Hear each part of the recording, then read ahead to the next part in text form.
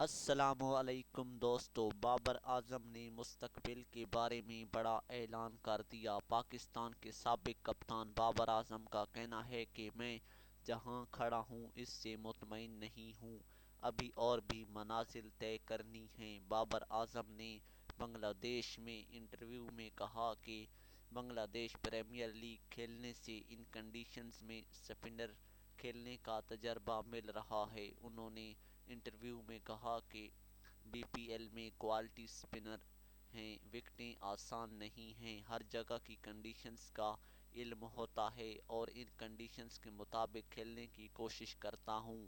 بابر اعظم نے کہا کہ میں نیوزی لینڈ سے یہاں پہنچا، دونوں ملکوں کی کنڈیشنز میں فرق ہے، پارٹنرشپ کے لیے وکٹ پر ٹھہر کر کھیلنے کی کوشش کرتا ہوں۔ سابق کپتان کا کہنا تھا کہ ٹی 20 میں ینگ بلڈ اچھی چیز ہے، لیکن اس کے ساتھ تجربے کی بھی ضرورت ہوتی ہے۔